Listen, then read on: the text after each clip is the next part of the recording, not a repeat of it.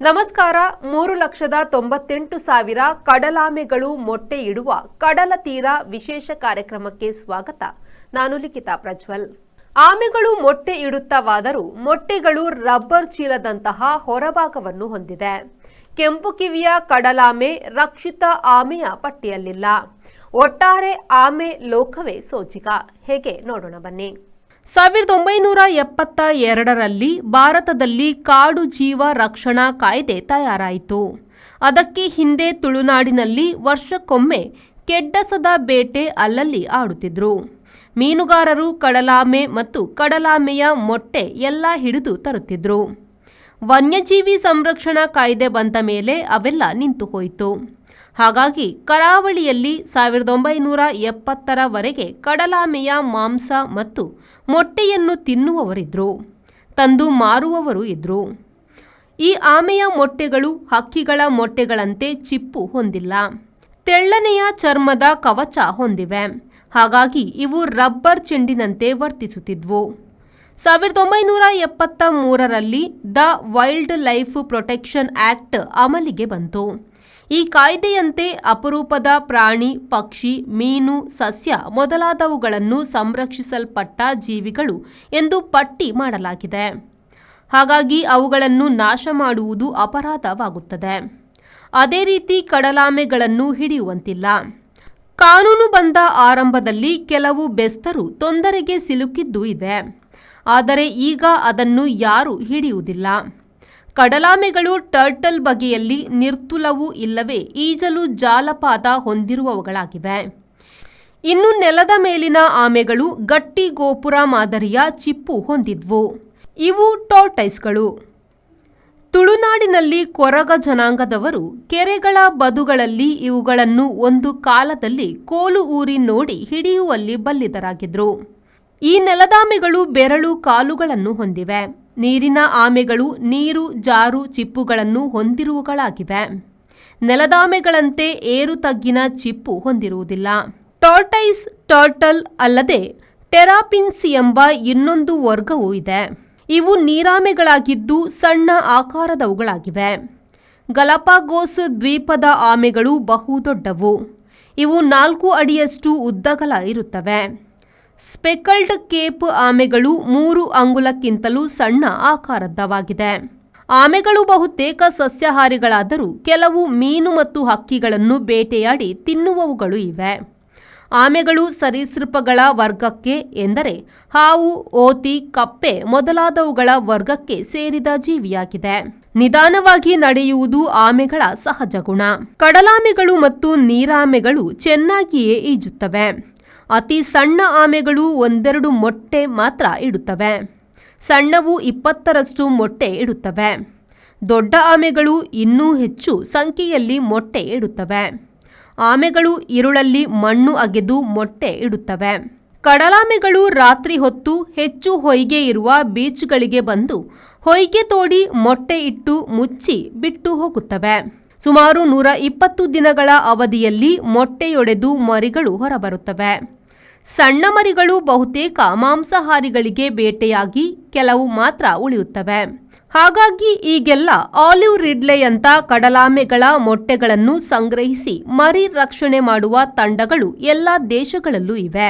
ಈಗ ಇಂಥ ತಂಡಗಳು ಮಂಗಳೂರಿನಲ್ಲೂ ಇದೆ. ಮರಿಗಳು ಬೇಗ ಬೆಳೆಯಲು ಹುಳು ಹುಪ್ಪಟೆ ತಿನ್ನುತ್ತವೆ. ಆದರೆ ಬಹುತೇಕ ಆನಂತರ ಸಸ್ಯಾಹಾರಿಗಳಾಗುತ್ತವೆ. ಹಕ್ಕಿ ಬೇಟೆಯಾಡುವ ಆಮೆಗಳು ಸಹ ಇವೆ. ಕಳ್ಳಿಗಿಡ ತಿನ್ನುವ ಆಮೆಗಳು ಸಹ ಇವೆ. ವಿಸ್ಮಯದಿಂದ ನೋಡೋಣ ಬನ್ನಿ. ಮೊಟ್ಟೆಯಲ್ಲಿ ಹುಟ್ಟುವ ಮರಿಗಳು ಚರ್ಮದಂಥ ಚಿಪ್ಪನ್ನು ಬಾಯಿಯಿಂದ ಕಚ್ಚಿ ಹರಿದುಕೊಂಡು ಹೊರಗೆ ಬರುತ್ತವೆ. ಮಣ್ಣು ಇಲ್ಲವೇ ಹೊಯ್ಗೆಯಿಂದ ಹೊರಗಿನ ಬೆಳಕಿನ ಪ್ರಪಂಚಕ್ಕೆ ಬರುತ್ತವೆ. ಈ ಮರಿಗಳಿಗೆ ಮೊದಲ ವಾರ ಹೆಚ್ಚಿನ ಆಹಾರ ಬೇಕಾಗುತ್ತವೆ.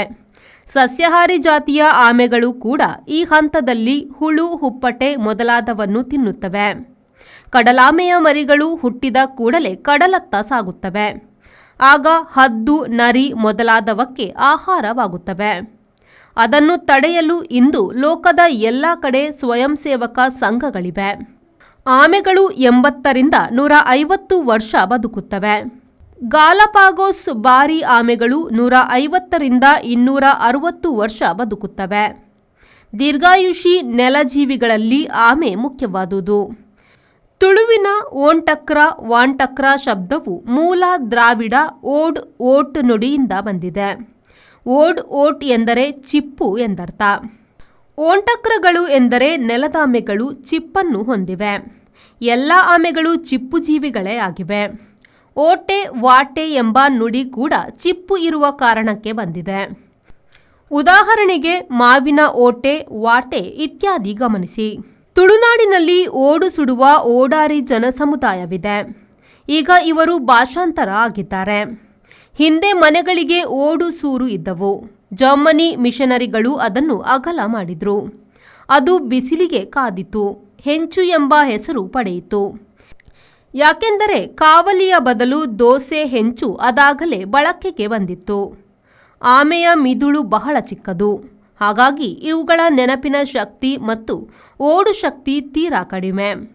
ಕೆಲವು ಜಾತಿಗಳಲ್ಲಿ ಮಿದುಳು ನರಗಳು ಕೆಲವು ಮಾತ್ರ ಇದ್ದು ಅವು ಆಹಾರ ಪಡೆ, ನಡೆ ಎಂಬಲ್ಲಿಯವರೆಗೆ ಮಾತ್ರ ಇರುತ್ತವೆ.